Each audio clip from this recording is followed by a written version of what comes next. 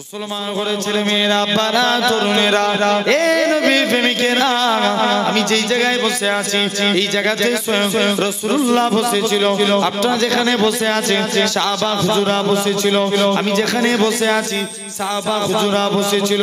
আপনারা যেখানে বসে আছেন তাবিঈরা বসেছিল। খবর নিয়ে দেখেন হযরত উসমান হারুনি ওয়াজ করেছিল।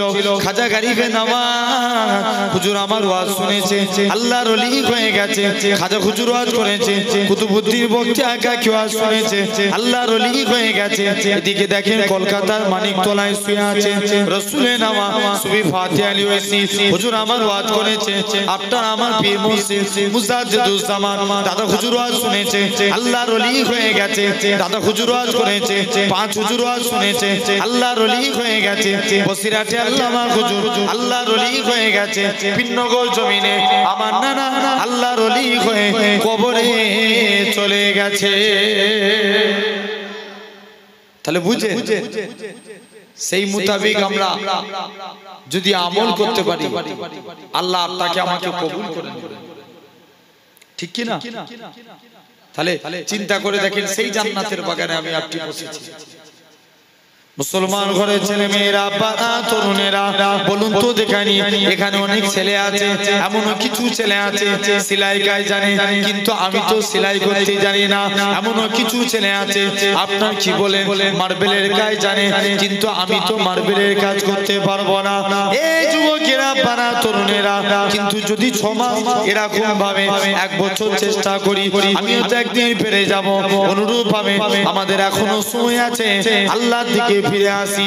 আমার আল্লাহ জানিয়ে দেয় ওই আমার বান্দা তোরা যদি এক কদম আমি আল্লাহ আমার দিকে এগিয়ে আসিস আমি আল্লাহ তোদের দিকে 10 কদম এগিয়ে যাব।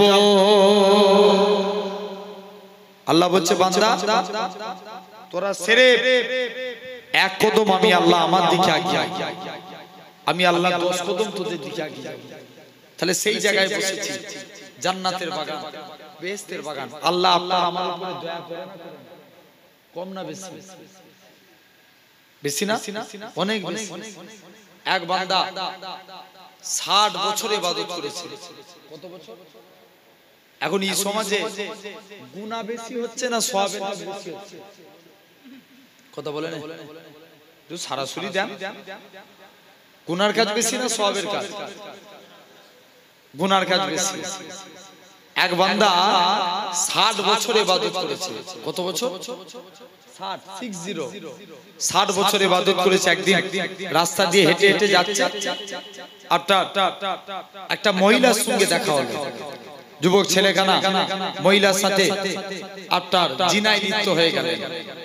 জিনা কমপ্লিট করার পর রাস্তা দিয়ে হেঁটে হেঁটে যাচ্ছে, একটা ভিখারির সঙ্গে দেখা।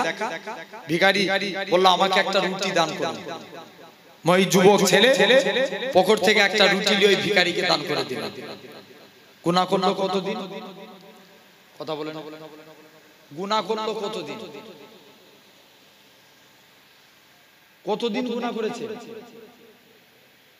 এই ওয়াজ শুনছেন? ইবাদত কতদিন করলো? 60 বছর।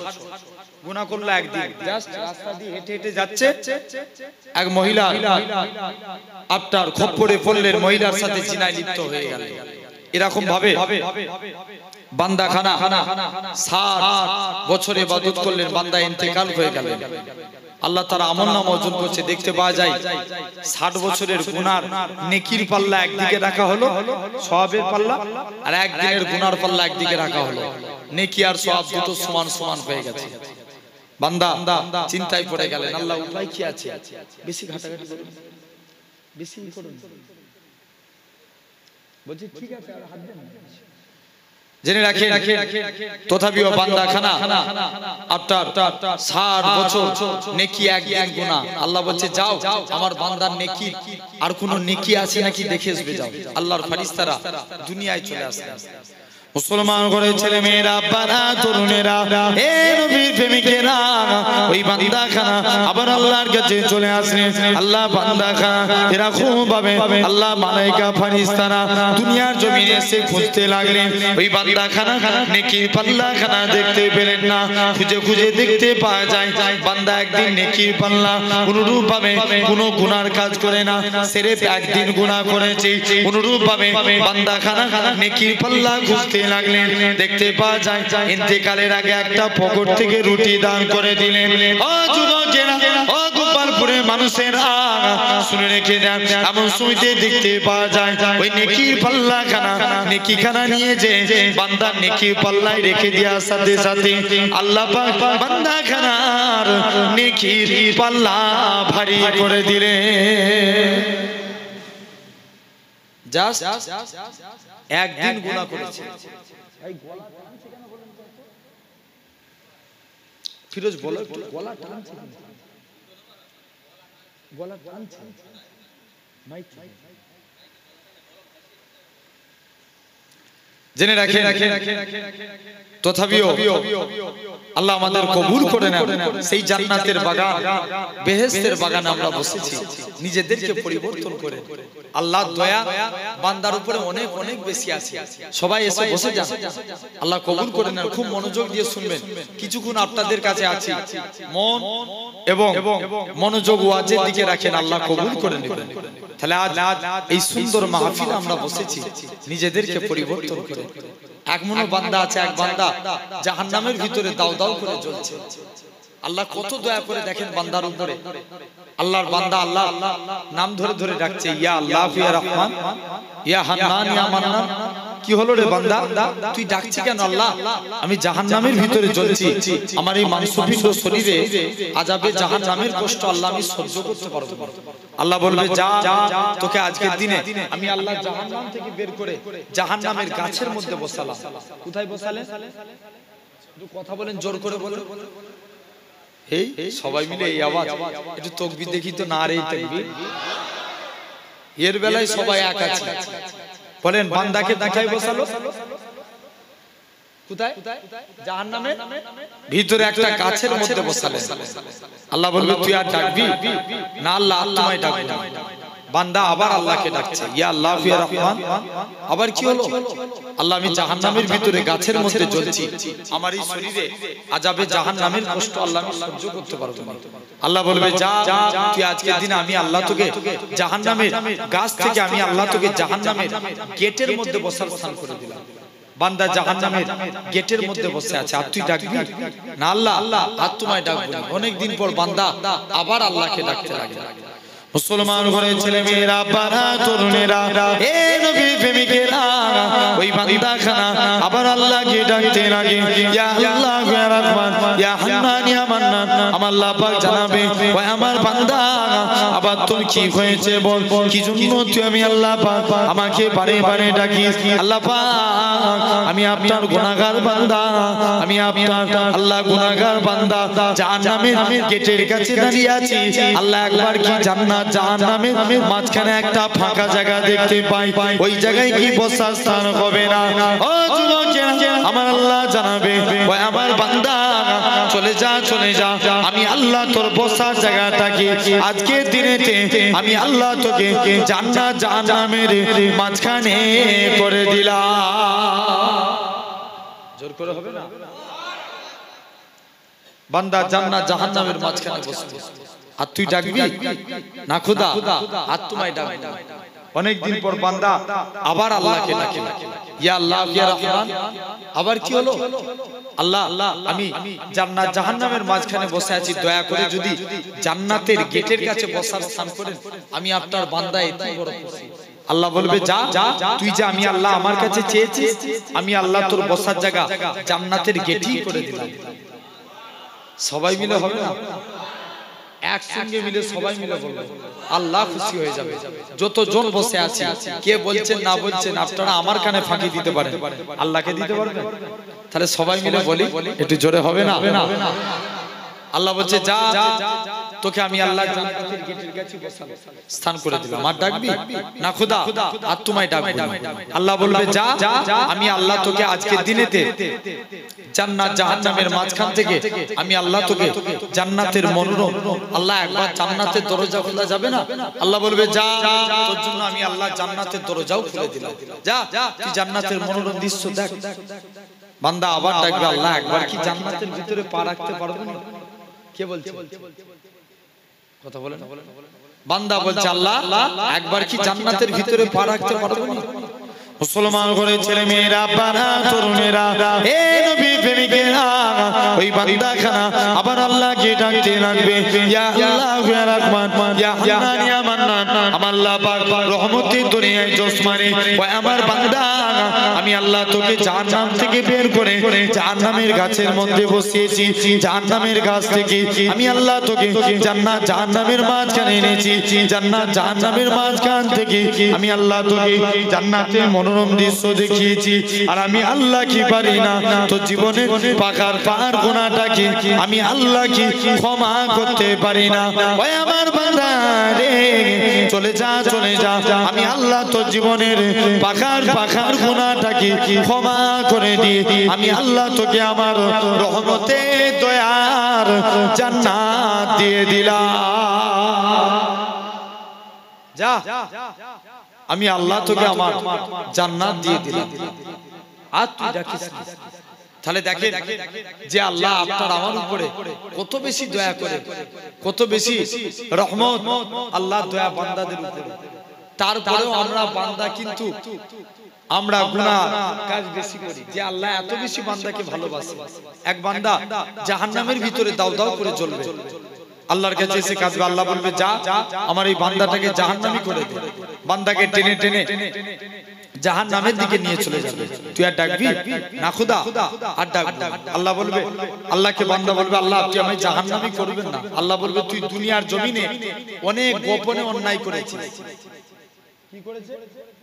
গোপনে গোপনে গোপনে অনেক অন্যায় কাজ করেছো, তোমার গুনার কথাগুলো কি আমি আল্লাহ মানুষের কাছে তুলে ধরি না? আল্লাহ তা করবেন না, আল্লাহ আমি জাহান্নামী চলে যাচ্ছি। আবার বান্দা জাহান্নামের দিকে যাবে, কাঁদবে, আল্লাহ জাহান্নামী করবেন না। আল্লাহ বলবে তবে তোর গুনার কথাগুলো আমি আল্লাহ মানুষের কাছে তুলে ধরি। ভাই আমরা গোপনে কে কি করি কেউ না দেখতে পাই, দেখতে পাই কে? জোর করে বলে আল্লাহ। তুমি আমি দেখতে পাচ্ছি এই ছেলেটা গোপনে, আমি আমার কথাই বলছি, মাথায় টুপি, মুখে দাড়ি, জুব্বা পরে ঘুরছি, কিন্তু আমি গোপনে কি অন্যায় করি, কি নেকির কাজ করি, এটা আপনারা জানেন না, আল্লাহ জানেন। জোর করে আল্লাহ জানেন। বান্দা আল্লাহ বলছে আল্লাহ তবে যা, তোকে জাহান্নামী করে দিচ্ছি। আল্লাহ আমি জাহান্নামে যাব না। আল্লাহ আল্লাহ বলবে তবে তোর গুনার কথাগুলো আমি আল্লাহ মানুষের কাছে তুলে ধরি। মুসলমান ঘরের ছেলে মেয়েরা, বাবা তরুণেরা, হে নবী প্রেমিকেরা, ওই বান্দাখানা আবার আল্লাহ কি ডাকতে লাগবে, আল্লাহ পাক আজকের দিনে আমি জাহান্নামী হতে চাই না। আল্লাহ আল্লাহ দয়াময় দয়া করে তুমি আমাকে maaf করে দাও। আল্লাহ পাক জানাবে তবে তোর গুনার কথাগুলো আমি আল্লাহ কি মানুষের কাছে তুলে ধরি না? আল্লাহ তা করবেন না। আল্লাহ আমি জাহান্নামী চলে যাচ্ছি। আল্লাহ বলবে বান্দা তুই জাহান্নামে যা। একবার বান্দা জাহান্নামের দিকে যাবে, আবার আল্লাহ দয়ার দিকে আসবে। একবার জাহান্নামের দিকে যাবে, আবার আল্লাহর আরশে আজিমের দিকে আসবে। ও যুবকেরা, ও মুরব্বি বাপেরা, আমার আল্লাহ জানাবে ও আমার বান্দা চলে যা, চলে যা, তুই যে আমি আল্লাহ আমার রহমতের আশা করেছিস, আমি আল্লাহ আমার দয়ার আশা করেছিস, আমি আল্লাহ কি পারি না তোর জীবনের পাকার পার গুনাহটাকে আমি আল্লাহ কি ক্ষমা করতে পারি না? ও আমার বান্দা রে চলে যা, চলে যা, আমি আল্লাহ তোর জীবনের পাকার পাকার গুনাহটাকে ক্ষমা করে দি, আমি আল্লাহ তোকে আমার রহমতে দয়ার জান্নাত দিয়ে দিলাম। জোর করে হবে না? আল্লাহ বলবে যা, প্যান্ডেল ফেটে যাবে আমরা যদি জোরে আওয়াজ দিই। এই গোপালপুরে আমি মনে হচ্ছে এর আগে আরেকবার এসেছিলাম না, মুহররমের জলসায় এসেছিলাম না মসজিদে। আলহামদুলিল্লাহ গোপালপুরের মানুষ সুবহানাল্লাহ এত কমতি হলে হয়? একটু জোর করে বলেন সুবহানাল্লাহ। আল্লাহ কবুল করে নেন, সবাই মিলে বলবো। আল্লাহ আমাদের জবানের আল্লাহ গুনাহগুলিকে maaf করতে থাকবে। আমি আসছি একটু একটু করে আপনাদের কাছে আলোচনা রাখবো ইনশাআল্লাহ, আল্লাহ যদি তৌফিক দেন। তথাপিও আজ এই সুন্দর মাহফিলে বসেছি, তাহলে আল্লাহর দয়া বান্দার উপরে অনেক অনেক বেশি আছে। চিন্তা করে তাহলে আমরা বান্দা আল্লাহর দিকে ফিরে আসি, দরকার আছে না? আল্লাহ বলছে বান্দা তোরা যদি হেঁটে হেঁটে আমি আল্লাহ আমার দিকে আগিয়ে আসিস, আমি আল্লাহ তোদের দিকে দৌড়ে দৌড়ে আগিয়ে যাই। জোর করে বলবেন না? তাহলে আল্লাহ বলছে কুরআন শরীফ সূরা আল মুমিন 60 নম্বর আয়াত, আল্লাহ বলেন উদউনি আস্তাজিব লাকুম, বান্দা তোরা আমি আল্লাহ আমাকে ডাক, আমি আল্লাহ তোদের ডাকে সাড়া দেব। আল্লাহ বলছে তোরা আমি আল্লাহ আমার কাছে দোয়া চা, আমি আল্লাহ তোদের দোয়াকে কবুল করে নেব। জোরে বলেন। তাহলে সেই জায়গায় বসেছে, তাহলে কত দয়া। যদি একটা কাফেরও আল্লাহকে ডাকে আল্লাহ তার উপরে রহমত করে দেবে। আমি ভুল বলছি? ভুল বললাম আপনাদের? মুসা নবীর জামানায় আল্লাহ কারুনকে অগাধ সম্পত্তির মালিক করেছিলেন। কারুন একদিন রাস্তা দিয়ে হেঁটে হেঁটে যাচ্ছে, এক মহিলার সঙ্গে দেখা হলো। এখন দেখবেন টাকা যদি বেশি হয়ে যায়, এখন দেখবেন তার এমনি মাথায় শয়তানি কাজ চেপে যায়। কথা বলেন, টাকা বেশি হলে হয় না? কারণে টাকা লোভে পড়ে আপনার ডাক দিতে লাগলো, যাই মুসা নবীকে যে ডাক দিলেন, এক মহিলাকে ফিট করলো, যাও তুমি মুসা নবীর নামে অপবাদ দিবে, যাও এর বিনিময়ে অনেক টাকা দেবে। মহিলা মুসা নবীর কাছে চলে আসে, নিজের জামা কাপড় ছিঁড়ে এলাকাবাসীদের বলবে, এলাকাবাসীরা মুসা নবী আমার নামে আমার সঙ্গে অন্যায় কাজ করতে এসেছিল, তো এই জন্য আমার এরকম পরিস্থিতি। যখনই এই কথা বলে তৎক্ষণাৎ মুসা আলাইহিস সালাম এই যে বলবে জবানের মালিককে, জোর করে বলো আল্লাহ, ওই মহিলার জবানকে বন্ধ করে দিল। মহিলা মুখ দিয়ে আর কোনো কথা বলতে পারলেন না। আবার কারুনের কাছে আসে, কারুন আবার দ্বিগুণ টাকার লোভ দেখায়, যাও মুসা নবীর নামে অপবাদ দিবে, যাও মুসা নবীর কাছে চলে আসে, মুসা নবীর নামে অপবাদ দিবে। এমন সুমিতে দেখতে পাওয়া যায় আল্লাহর পয়গম্বর মুসা আলাইহিস সালাম তিনি কি করলেন, আস্তে আস্তে করে এদিকে আবার বলতে যাবে এলাকার মানুষদিওকে, আল্লাহ জবানকে বন্ধ করে দিলেন। দ্বিতীয়বারও জবান বন্ধ হয়ে গেল। তৃতীয়বারের বেলায় আবার মুসা নবীর কাছে চলে এসেছে, আল্লাহ মুসা নবীর কাছে এসেছি, আল্লাহ এরকম ভাবে তৃতীয়বারের বেলায় আবার মুখ দিয়ে বলবে, আল্লাহ জবানকে বন্ধ করে দিলেন। মহিলা এবারে মনে মনে তওবা করছে, আল্লাহ তুমি এবারের মতন আমাকে মাফ করে দাও, আল্লাহ আমি আজ জীবনে মুসা নবীর নামে অপবাদ দেব না। খুব মনোযোগ দিয়ে শুনে, মহিলা খানা তৃতীয়বার আল্লাহ জবানকে ইরাদা করে দিলেন। জোরে বলবেন না? জবান খুলে গেল, মহিলা খানা দৌড়ে দৌড়ে মুসা আলাইহিস সালামের কাছে চলে যায়। মুসলমান ঘরের ছেলে মেয়েরা, বারা তরুণেরা, এ নবী প্রেমিকেরা, ওই মহিলা খানা হযরতে মুসা নবীর কাছে চলে যায়। ওগো আল্লাহ পাকের নবী, ও হযরতে মুসা নবী, আমি মহিলা খানা সাক্ষ্য দিচ্ছি বেশক আপনি হলেন আল্লাহর পয়গম্বর। ও যুবকেরা, হযরতে মুসা নবী এরকম ভাবে মহিলার কাছে চলে গেলেন। মহিলা খানা বলতে লাগে, আল্লাহ পাকের নবী, ও হযরতে মুসা নবী চলে যান, চলে যান, আজকের দিনে আপনার নামে কারুন অপবাদ দিতে পাঠিয়েছিল। মুসা নবী বলে রাগী নবী ছিলেন, খুব রেগে গেলেন। দুনিয়ার জমিনের মাটিকে ডেকে বলে, এ দুনিয়ার জমিনের মাটি রে, তুই কারুনকে ধর ধর ধর। মাটি খানা কারুনকে গ্রাস করে ফেললো। এমন শুনেছে কারুন বলতে লাগে, মাটি খানা কারুনের হাঁটু পর্যন্ত গ্রাস হয়ে গেল। কারুন মাটির মধ্যে পোঁতা হয়ে গেলেন। কারুন বলতে লাগে, মুসা নবী বাঁচাও, মুসা নবী বাঁচাও, কিন্তু বাঁচানোর মালিক কে? জোরে বলে আল্লাহ। ও যুবকেরা, ও নবীর প্রেমিকেরা, হযরতে মুসা নবী আবারও বলতে লাগে, মুসা নবী কারুনকে মাটি কে বলে, এই দুনিয়ার জমিনের মাটি রে, তুই কারুনকে ধর ধর। কারুনের হাঁটু পর্যন্ত থেকে কোমর পর্যন্ত গ্রাস হয়ে গেল। কারুন তখনও বলে, মুসা নবী বাঁচাও, মুসা নবী বাঁচাও। এমন সময় যে কারুনের গলা পর্যন্ত মাটি গ্রাস করে ফেললো। কারুন তখনও বলে, মুসা নবী বাঁচাও, মুসা নবী বাঁচাও। এমন সময় যে কারুনকে বলতে লাগে কারণকে পাথর মেরে হত্যা হয়ে গেল। ও যুবকেরা আমার আল্লাহ জানায় এ আমার কালিমুল্লাহ এ আমার নবী মুসা আজকের দিনে যদি ওই গুনাহগার কারণ যদি একবার আমি আল্লাহ আমাকে ডেকে বলতো আল্লাহ বাঁচাও, আমি আল্লাহ আমার রহমতের ফারিস্তা পাঠিয়ে ওই গুনাহগার কারণকে আমি আল্লাহই বাঁচিয়ে দিতাম। তাহলে ভাবে আল্লাহর দয়া। তাহলে খবরদার আমরা তওবা করে ফিরে আসি। এখন দেখবেন আপনি প্র্যাকটিক্যালি এই সমাজে বলুন তো ভাইরাস বড় না গুনাহ বড়? জি ভাই বলে বাবা তুই চুপ করে ওয়াজ করবি পড়ো, এত জিজ্ঞেস করে লাভ নাই। জিজ্ঞেস করছি রাগ করছেন? ভাইরাস বড় না গুনাহ বড়? কথা বলেন, জোর করে বলেন। গুনাহ বড়, অবশ্যই গুনাহ বড়। রাসূল বলছে দেখবেন একটা বান্দা কন্টিনিউয়াসলি যখন গুনাহ করে তার মধ্যে কিছু আলামত এসে যায়। কন্টিনিউ যখন গুনাহ করতে থাকে, নাম্বার 1 ওই বান্দাটা নির্লজ্জ হয়ে যায়। কি হয়? নির্লজ্জ হয়ে যায়। সমাজে দেখবেন একটা মানুষ যখন কন্টিনিউ গুনাহ করে, তাই আল্লাহর কোরআন বলে আস্তাগফিরুল্লাহ ইন্নাল্লাহা গাফুরুর রহিম। আল্লাহ বলে বান্দা তোরা আমি আল্লাহ আমার কাছে তওবা চা, আমি আল্লাহ তোদের জীবনের গুনাহকে maaf করে দেব। জোরে বলে আর একটু জোর করে হবে না? তাহলে তওবা কার কাছে চাইতে হবে? জোর করে বলো। আল্লাহর কাছে খালেস অন্তরে তওবা চাইবো, আল্লাহ maaf করে দিবেন।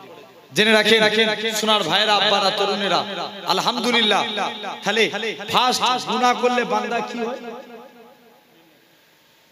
বলো? কথা বলো। নির্লজ্জ হয়। কি হয়? নির্লজ্জ হয় না? সমাজে দেখবেন কিছু মানুষ আছে বাপের সামনে খৈনি মুলে খায়, কিছু ছেলে আছে। ভুল বলছি না ঠিক বলছি? এমনও ছেলে আছে দেখবেন সমাজে বাপের সামনে অন্য মহিলা অর্থাৎ গায়ের মহরম অপরিচিত মহিলার সঙ্গে ফোনে কথা বলে। লজ্জা আছে? আল্লাহ রাসূল বলছেন হাদিস পাক আখিরি জামানা মানুষের লজ্জা বলে জিনিস ছুটে যাবে। আল হায়া ও সুবাতু মিনাল ঈমান, লজ্জা হলো ঈমানের অঙ্গ। এই লজ্জা বলে জিনিস ছুটে যাবে, নির্লজ্জ হয়ে যাবে। দেখেন এখন রাস্তাঘাটে ওপেন একটা ছেলে আর মেয়ে হাত ধরে ঘোরাঘুরি করে। ভুল বলছি না ঠিক বলছি? আজ থেকে 15 বছর আগে এটা হতো? কথা বলে জোর করে বলো। 15 বছর আগে হতো? একটু কথা বলো। হতো না। জেনে রাখবেন তাহলে এরকম দেখেন এখন মানুষ কত নির্লজ্জ হলে এরকম কাজ করে। এরকম সমাজে এমনও কিছু মানুষ আছে দেখবেন এত অন্যায় কাজ করে, এত গুনার কাজ করে, এমন নির্লজ্জ হয়ে গেছে। সমাজে দেখবেন কিছু কিছু মেয়ে আছে এই জলসার মাহফিল দেয়, দোকানদারি বসালি দেখবেন শুধু মেয়েদের ভিড়। ভুল বলছি না ঠিক বলছি? আচ্ছা বলো দেখি কমিটির আব্বাগুনু বলেন আপনারা কমিটির লোকেরা জলসা দেয় সওয়াবের উদ্দেশ্যে না নাকি আপনার গুনার উদ্দেশ্যে? সওয়াবের উদ্দেশ্যে। কিন্তু দেখবেন সমাজে কিছু মেয়ে আছে এমন রাস্তাঘাটে ঘুরিয়ে আরো গুনাহ হয়ে যায়। এরকম সমাজে কিছু মহিলা আছে দেখবেন বেপরদাহীন ভাবে রাস্তায় ঘোরাফেরা করে। এটা কি মানা যাবে? তাহলে এগুলো নির্লজ্জ হওয়া। কিছু কিছু দূর দূরান্ত থেকে আশপাশ এলাকা থেকে কিছু মানুষ ওয়াজ শুনতে এসে মনে মনে নিয়ত করে ওই জায়গায় যাব, দুটো মেয়ে দেখে আসবো। ভুল বলছি না ঠিক বলছি? বাস্তব কথা বলছি। তাহলে খবরদার নিজেদেরকে পরিবর্তন করেন। নাম্বার 1 একটা মানুষ যখন গুনাহ করে তার প্রথম নাম্বার সে নির্লজ্জ হয়ে যায়। আমার মনে পড়ে যায় এই মহিলাদের কথা। আচ্ছা পর্দা করা কি ফরজে? ফরজে আইন, পর্দা মাস্ট বি ইম্পর্টেন্ট, আদা করতেই হবে। কিন্তু আমাদের সমাজে দেখবেন কিছু মেয়ে আছে এমন এমন বোরখা পরে যায়, আমি মনে করি বর্তমানে যে বোরখা পরে এগুলো সম্পূর্ণ না যায়। যদি বলেন কেন? ভাই বোরখা পরার মূল উদ্দেশ্য তোমার চেহারা দেখে যাতে কেউ তোমার প্রতি আকর্ষণ না হয়। দেখবেন আমাদের সমাজে কিছু কিছু মেয়ে আছে এমন এমন টাইট ফিট বোরখা পরে রাস্তায় ঘুরে, ছেলেদের আকর্ষণ কমা তো দূরের কথা আরো আকর্ষণ বেড়ে যায়। ভুল বলছি না ঠিক? জোর করে বলো। এরকম বাড়ে না? তাহলে এরকম দেখেন, আমার একটা মনে পড়ে যায় কবরের আযাবের ঘটনা, বলবো আপনাদের কাছে। আপনার খুব মনোযোগ দিয়ে শুনবেন। এক মহিলা, দেখেন আল্লাহ দুনিয়ার জমিনে কিতাবের নাম কি? ভয়ঙ্কর কবরের আযাবের ঘটনা। পাকিস্তান গুলঘাটে একটা ঘটনা ঘটেছিল। আল্লাহ কিছু কিছু জিনিস দুনিয়ায় দেখিয়ে থাকে। যেমন দেখবেন ফুরফুরা শরীফের পীর দাদা হুজুরের মাজারে জায়গা শর্ট না বেশি? মাজারের ভিতরে জায়গা শর্ট না বেশি? শর্ট আছে না? 25 বছর আগে নহুজুর কেবলা ইন্তেকাল করেছেন। বাকি বিল্লাহ হুজুর ইন্তেকাল করলেন। নহুজুর কেবলা ইন্তেকালের পরে বাকি বিল্লাহ হুজুরের আটটার কবরটা একটু নহুজুর কেবলার দিকে সরে গেল, কাফন বেরিয়ে গেল। লাশ তো দূরের কথা, কাফন পর্যন্ত টাটকা আছে। জোরে বলে আর একটু জোর করে হবে না? আল্লাহ এরকম কিছু নিয়ামত দেখিয়ে থাকে। সাহাবীদের কবরস্থান ঘেরানোর জন্য কবরে পাঁচিল দিবে, কবরস্থান ঘেরানোর জন্য আপনার কবর খনন করছে। একটা সাহাবীর লাশ বেরিয়ে গেল। আপনারা ফেসবুক বা সোশ্যাল মিডিয়ায় অনেকে দেখেছেন, যে এই কপাল থেকে আগুন সরিয়ে দিত, ফিচকিরি দিয়ে রক্ত বাইর হতো। জোরে বলবেন না? তাহলে এরকম আল্লাহ কিছু কিছু নিয়ামত দেখিয়ে থাকে। এই মাঝখানটাই চলে আসে। জেনে রাখেন, আমাদের সমাজে এরকম কিছু আল্লাহ নিয়ামত দেখিয়ে থাকেন। আবার এরকমও কিছু ভয়ঙ্কর জিনিস আল্লাহ দেখিয়ে থাকে। এক মানুষ কবরে মাটি দিতে যে কবরের বুক পকেট থেকে কিছু ডকুমেন্টস পড়ে গেল। পরবর্তী ইমাম সাহেবের সঙ্গে আলোচনা করে আপনার যে দেখতে যায় নাকি ইমাম সাহেবের সঙ্গে আলোচনা করে দেখে, আপনার ইমাম সাহেব বলে কবরের মাটি সরিয়ে দাও। কবরের মাটি সরিয়ে দিয়ে দেখে তার জিভটা শিক দিয়ে টানা আছে, কোমর পর্যন্ত টানা আছে। আল্লাহ এরকম কিছু ভয়ঙ্কর জিনিস দেখিয়ে থাকে।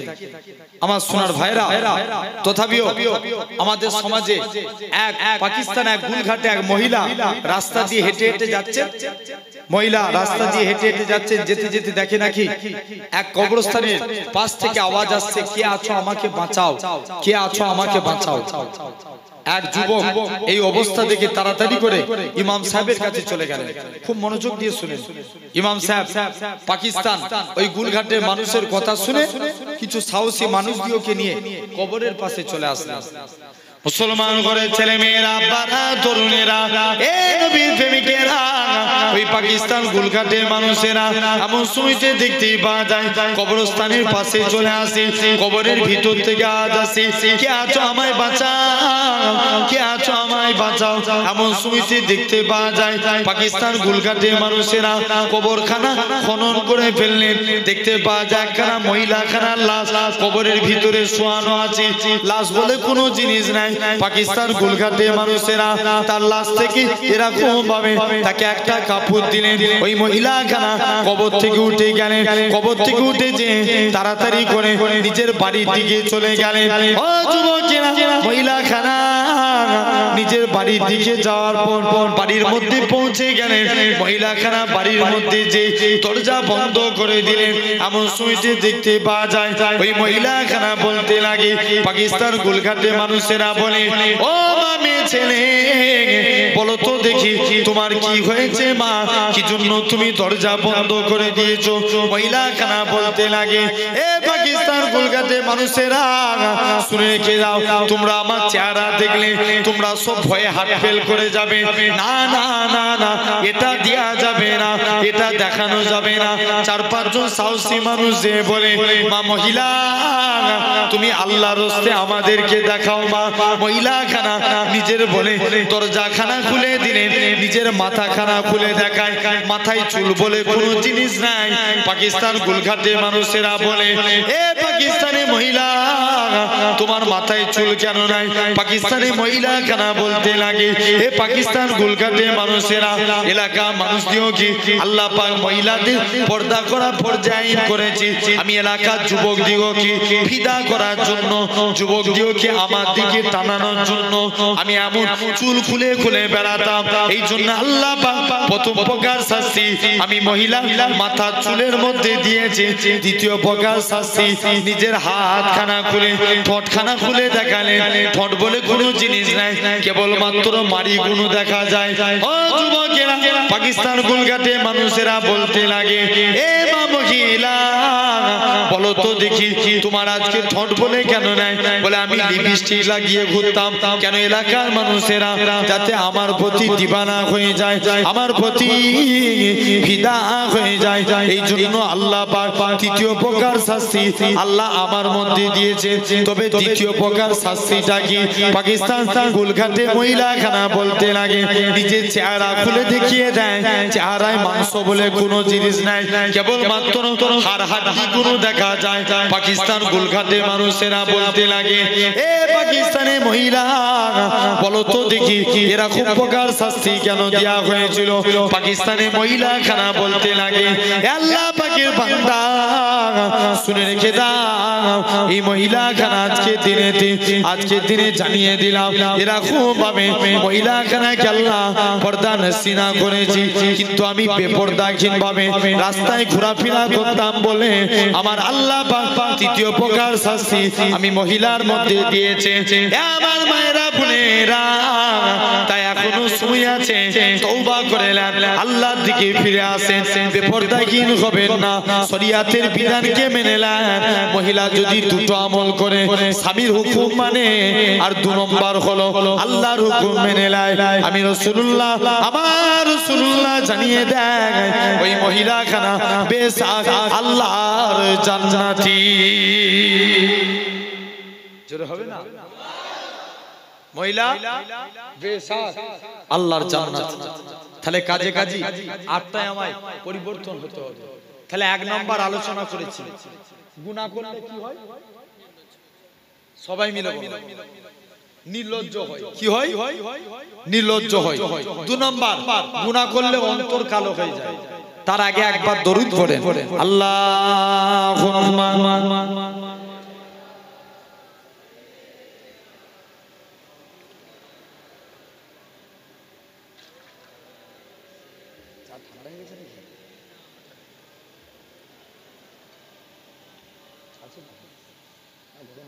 আল্লাহুম্মা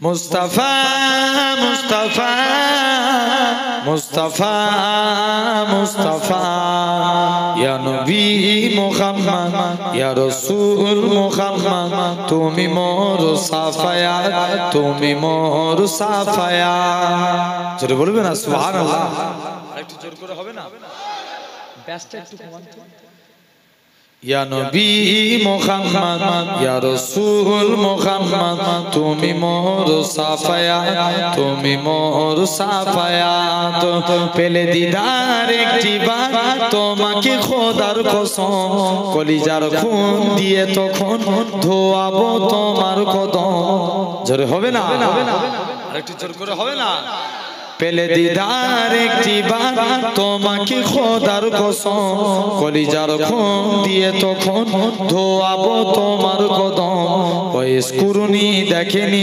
ভাঙে ইসকে সকল দাম তুমি মোর সাফায়াত তুমি মোর সাফায়াত ইয়া নবী মুহাম্মদ ইয়া রাসূল মুহাম্মদ তুমি মোর সাফায়াত তুমি মোর সাফায়াত কোরআন দেখ 101 আল কোরআনে নবীর নাম দুটি কম আল্লাহর নাম 99 গিয়ে তাম কোরআন দেখ 101 আল কোরআনে নবীর নাম দুটি কম আল্লাহর নাম 99 গিয়ে তাম কুসুম বিঘিম দেখো ডিম এর পাবে না কোনো সাথ তুমি মোর সাফায়াত তুমি মোর সাফায়াত ইয়া নবী মুহাম্মদ ইয়া রাসূল মুহাম্মদ তুমি মোর সাফায়াত তুমি মোর সাফায়াত আল্লাহুম্মা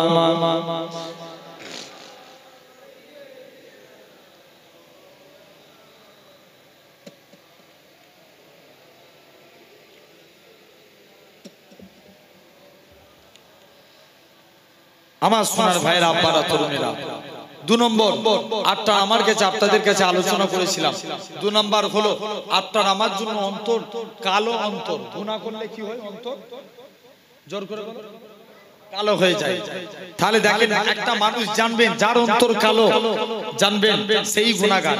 কালো অন্তর বুঝবো কি করে? অন্তরকে আল্লাহ 3 ভাগে ভাগ করেছেন। 3 ভাগ। নাম্বার 1 কলবে সলিম, সুস্থ অন্তর। 2 নম্বর কলবে মাইয়িত, মৃত অন্তর। 3 নম্বর কলবে মরিজ, অসুস্থ অন্তর। মোট কটা বললাম? 3টে। 1 নম্বর সুস্থ অন্তর, খুব মনোযোগ দিয়ে শুনবেন। জানিনি সব সময় আসার সময় পাইনি ভাই, তবে এসেছি বলে দিয়ে যাই। 1 নম্বর সুস্থ অন্তর। সুস্থ অন্তর কাদের? যারা হাক্কানি আল্লাহর ওলি। কারা? হাক্কানি আল্লাহর ওলি। আমি কোনো ভণ্ড পীরের কথা বলিনি ভাই, হাক্কানি আল্লাহর ওলিদের কথা বলি। সমাজে দেখবেন কিছু কিছু এখন আছে ভণ্ড, সমাজে বেরিয়েছে না বেরোয়নি? এই জোরে বলো, বেরিয়েছে। কিন্তু আমি সেই ভণ্ডদের কথা বলি না, আমি হাক্কানি আল্লাহর ওলিদের কথা বলছি। যার মন দাদা হুজুর হোক না না হোক, জোর করে বলেন হোক, এরকম হাক্কানি আল্লাহর ওলির কথা বলি। কোন আল্লাহর ওলি? দেখেন তানাদের অন্তর সুস্থ, তানারা আল্লাহর কাছে যা দোয়া চেয়েছে আল্লাহ কবুল করে নিয়েছে। জোরে বলবেন না? বড় পীর সাহেবেরা ফুপু আম্মা সবাই মিলে যে হুজুরের কাছে যে বলছে, আম্মা আপনি একটু দোয়া করুন আল্লাহ যেন আকাশে পানি দেয়। অনেকদিন পানি হয়নি, আম্মা হাত তুলে দোয়া করছে, আল্লাহ আকাশে পানি নামিয়ে দিলেন। জোরে বলবেন না? এটা হচ্ছে অন্তর সুস্থ।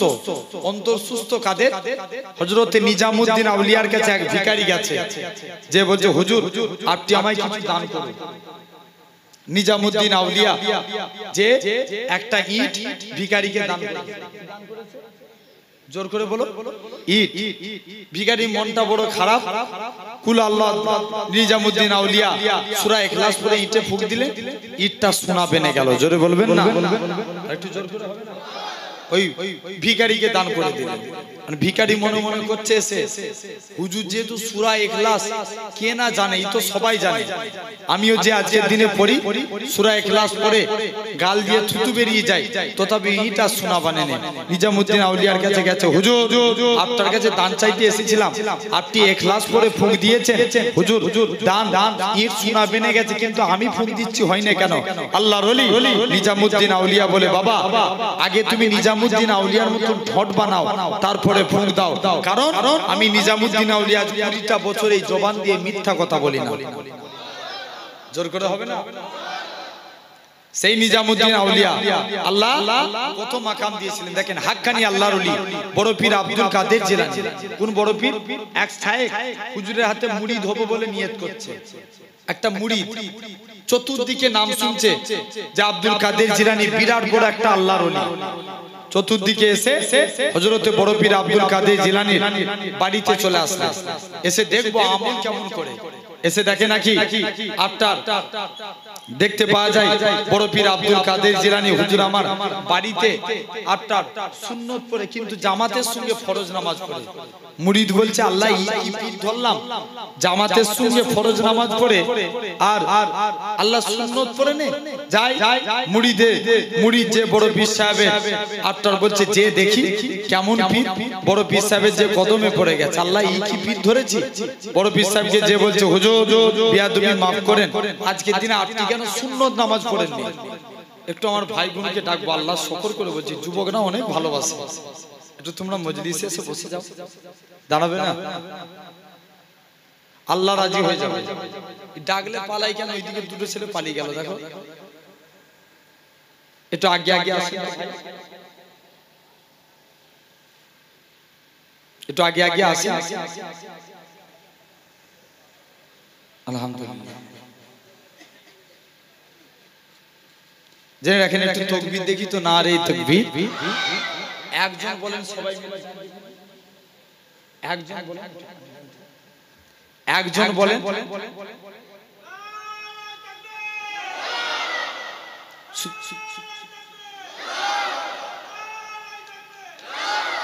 বলো বলো বলে যাও। সিলসিলা মুজাদ্দিদুল জামান।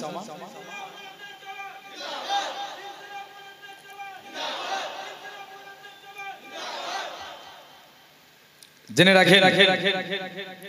তাহলে আজ আপনি আমি এই সুন্দর মাহফিলে বসেছি, পরিবর্তন হন, আল্লাহ কবুল করেন। তো আমি যে কথা আলোচনা করছিলাম, তাহলে আমরা শুনতে চাই তো, এই অন্তর, কালো অন্তরকে পাক করতে চাই। কারা কারা চান একটু হাত তুলে দেখান, দেখি একটু তাকবীর দেখি। আর একবার দেন তো ভাই, একবার দেন। এরকম মাঝে মাঝে তাকবীর দেওয়ার দরকার আছে না নাই? জেনে রাখবেন, এই তাকবীর দিলে ঈমানি জজবিয়াত বেড়ে যায়। জোরে বলবেন না?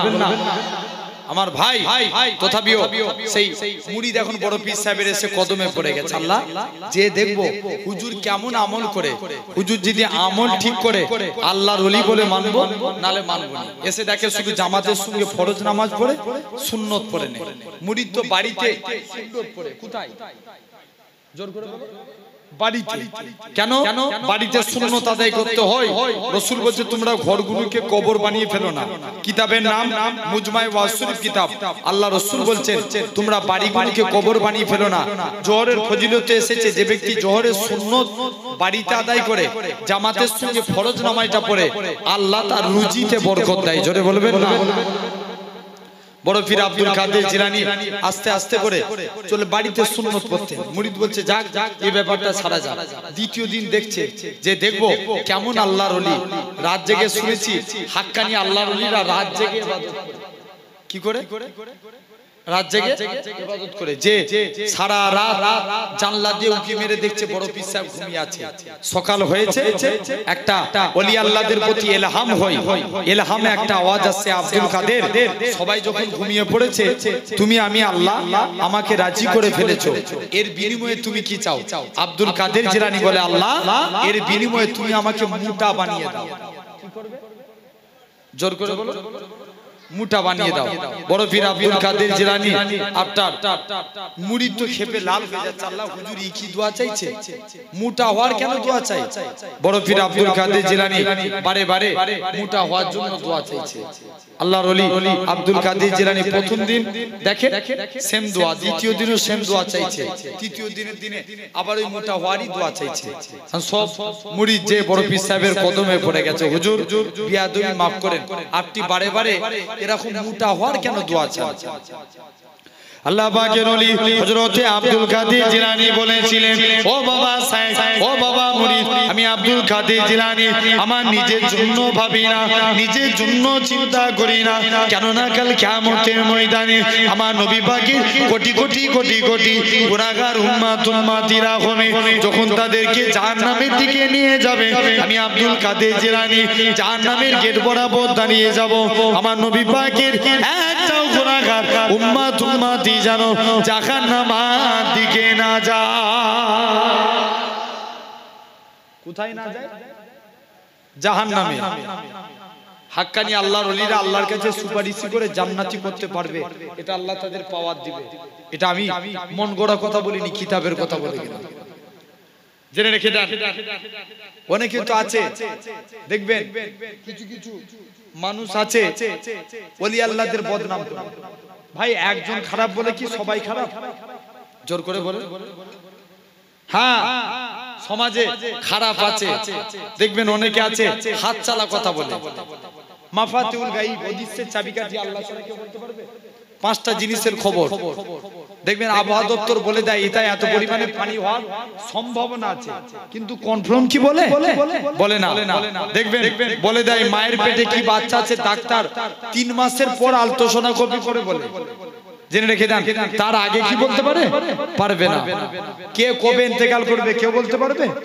কোথায় মারা যাবে, কোথায় দাফন হবে কেউ বলতে পারবে না। কালকে কত টাকা ইনকাম করবে কেউ বলতে পারবে না। জেনে রেখে দেন, কাজে কাজে তাহলে আপনাকে আমাকে ভাবতে হবে। সোনার ভাইরা, আব্বারা, তরুণীরা, সেই বড় পীর আব্দুল কাদের জিলানী আল্লাহ, এরকম সমাজে কিছু মানুষ আছে পীরেদের বদনাম করে। আমি হাক্কানি আল্লাহর ওলির কথা বলি। কোন বড় পীর যিনি আল্লাহ চিনার মাকাম কত দিয়েছিলেন, এক চোর 30 বছর চুরি করছে। 30 বছর কেউ তাকে ধরতে পারেন না। মনে মনে নিয়ত করছে আজকে বড় পীর সাহেবের বাড়িতে যাব, হুজুর যদি ধরতে পারে জানবো হুজুর বড় পীর, আর না ধরতে পারলে আমি চোর বড় পীর। কে বলছে? জোর করে বলো। চোর বলছে যে হুজুরের কদমে পড়ে গেছে, যে হুজুরের কদমে পড়ে যে বলছে হুজুর বিয়াদবি মাফ করেন, আমি চোর সাক্ষ্য দিচ্ছি আপনি হচ্ছেন বড় পীর। জোরে বলবেন না। প্রথম দিন সব মালপত্র নিয়ে বস্তার মধ্যে ভরে দরজা খুলতে যাই, বলছে বেরোতে পারলেই তো আমি বড় পীর। যেই বেরোতে গেছে দরজা খুলে গেছে। দ্বিতীয় দিন যে দেখে দরজা আবার আটটার, প্রথমবার দরজা বন্ধ হয়ে গেছে, দ্বিতীয়বার দরজা খুলে গেছে, তৃতীয়বারের বেলায় পুরোপুরি বলো চোর যে বলছে এবার পড়েছি ধরে, বড় পীর সাহেবের কদমে পড়ে যা হুজুর বিয়াদবি মাফ করেন, আমি চোর সাক্ষ্য দিচ্ছি আপনি হলেন বড় পীর। ছোটে বলবেন না। সেই আব্দুল কাদের জিলানী আল্লাহ হুজুরের মাকাম কত দিয়েছিলেন, কত ইজ্জত দিয়েছিলেন। আল্লাহর ওলি হযরতে পীরানে পীর দস্তগীর গাউসুল আজম বড় পীর এক শায়েখ হুজুর মনে মনে করছে যাই দেখবো হুজুর কেমন আল্লাহর ওলি। বড় পীর সাহেবের কাছে চলে গেছে, এসে দেখে নাকি বড় পীর সাহেব রাত্রে 8টার শুধু জামাতের সঙ্গে মসজিদে হুজুরের আব্বা শিশু বেলায় হুজুরকে মসজিদে নিয়ে চলে গেছে। 8টা সবাই নামাজ পড়ছে, হুজুর সিঁড়িতে বসে আছে। বড় পীর সাহেব 8টা যারা সব নিচেই জুতো খুঁজছে তাদের জুতো উপরে করে দিচ্ছে, যারা উপরে জুতো খুলেছে তাদের জুতো নিচেই করে দিচ্ছে। মুরিদ বলছে আল্লাহ ই কি পীর ধরলাম, উপরের জুতো নিচে, নিচের জুতো উপরে। যাই যে বড় পীর সাহেবের কাছে চলে গেছে, দাঁড়া একজন নামাজ না পড়ে নুকি নুকি দেখে বড় পীর সাহেবের কাজ করছে, কোনো কথা না বলে আবু সালেম মুসা জাঙ্গিকে যে বলছে কোন ছেলে মসজিদে এনেছেন, খবরদার একে আর মসজিদে আনবেন না, এ আমাদের প্রতিদিন জুতো গোলমাল করে দিচ্ছে। যাই বড় পীর সাহেবের যে আফটার আবু সালেম মুসা জাঙ্গি কোনো কথা না বলে বড় পীর সাহেবকে বাড়ির দিকে নিয়ে চলে গেল। আল্লাহ পাকের ওলি হযরতে আবু সালেম মুসা জাঙ্গি রাহমাতুল্লাহ আলাইহি হুজুর আমার আল্লাহ পাকের ওলি হযরতে আব্দুল কাদের জিলানী রাহমাতুল্লাহ আলাইহি নিয়ে সাথে করে নিয়ে বাড়ির দিকে চলে গেলেন। ও যুবকেরা, ও মুরব্বি বাপেরা, আল্লাহ পাকের ওলি হযরতে আবু সালেম মুসা জাঙ্গি বলে ও বাবা আব্দুল কাদের, ও বাবা আব্দুল কাদের বলো তো দেখি তুমি কেন এরকম কাজ করো, উপরে জুতো কেন নিচেই করো, নিচে জুতো কেন উপরে করো। আল্লাহ পাকের ওলি হযরতে আব্দুল কাদের জিলানী বলে আব্বা জান আমি নিজের ইচ্ছায় এই কাজ করিনি, আমার আল্লাহ পাক ইলহামের মধ্যে জানিয়ে দিয়েছিলেন যে আব্দুল কাদের জিলানী যারা জান্নাতি মানুষ তাদের জুতোগুলোকে মসজিদে সিঁড়ির উপরে করে দাও। আমি আব্দুল কাদের জিলানী আল্লাহ পাকের জান্নাতি বান্দাদের জুতোগুলোকে মসজিদে সিঁড়ির উপরে করে দিই। আরো জোরে হবে না? যাই নিজের ইচ্ছায় কাজ করে আল্লাহ জান্নাতি বান্দাদের দেখেন, খালি ইনারা ছিলেন হাক্কানি আল্লাহর ওলি, ঠিক না ভুল বলছি? জোর করে বলো। দেখেন যেমন ছিলেন আল্লাহর ওলি বড় পীর আব্দুল কাদের জিলানী, তিনি ছিলেন হাক্কানি। আপনার আমার পীর মুজাদ্দিদুজ জামান দাদা হুজুর পীর কেবলা রাহমাতুল্লাহ আলাইহি, ইনি ছিলেন হাক্কানি পীর। অন্তর ছিল কালবে সলিম, সুস্থ অন্তর। জোরে বলেন, আরেকটু জোর করে হবে না? কোন মুজাদ্দিদুজ জামান। এখন দাদা হুজুরের বিরুদ্ধে কেউ কথা বললে আপনারা ছেড়ে দিবেন? জোর করে বলেন। আসতে কেন মনে হচ্ছে ছেড়ে দিবেন? এই গোপালপুর, সিঙ্গামাঠ, এই এলাকাগুলো তো পুরো দাদা হুজুরের খাস জায়গা একটা, ঠিক কি না? দাদা হুজুরের সিলসিলার একনিষ্ঠ গোলাম দাদা হুজুরের যাকে বলতে হয়, একনিষ্ঠ দাদা হুজুরের মুরিদ। আপনারা এরকম আসতে বললে হয়? জোর করে বলে দাদা হুজুরের ব্যাপারে কথা বললে ছেড়ে দেওয়া যাবে? চিৎকার দিয়ে বলো ছাড়া যাবে? যাবে না। সমাজে দেখবেন আবার কিছু ভণ্ড বেরিয়েছে এখন, ও বলে এটা মানা যাবে না, সেটা মানা যাবে না, এটা করা যাবে না, সেটা করা যাবে না, এটা বিদাত, সেটা বিদাত, ওটা বিদাত। যে বেশি বিদাত বিদাত বিদাত করে জানবেন ও নিজে একটা বড় বিদাত। কথা বলেন কেন? একটু জোরে, ঠিক জোরে বলতে হবে তো নাকি? জানবেন ও ডাল মে কুছ কালা খায়, ও নিজেই বিদাত, ওই জন্য এত বিদাত বিদাত করে। তাহলে খবরদার, উল্টো পাল্টা কোন নাই হাদিস একটা বলবে, দেখবেন প্রথমে একটুখানি অংশ নিবে, তারপরে ছেড়ে দিবে। বলেন এটা কি মানা যাবে? এই হাদিস মাননে বলা আহলে হাদিস ওরা নয়। কথা বুঝতে পারছেন? আহলে হাদিস আমরা। কথা বলেন, জোর করে বলো। যারা একটুখানি হাদিস লাই কি যে হাদিসটা তাদের পক্ষে যাচ্ছে সেই হাদিসটা লাই, এটা কি আহলে হাদিস বলা যাবে? ওদের একটা ফতোয়ার কিতাব আছে, যে কিতাবটার নাম হচ্ছে নুজুরুল আবরার। কথা বুঝতে পারছেন? যে কিতাবের নাম নুজুরুল আবরার। দেখবেন আমার ভাইরা, ভাই জানেন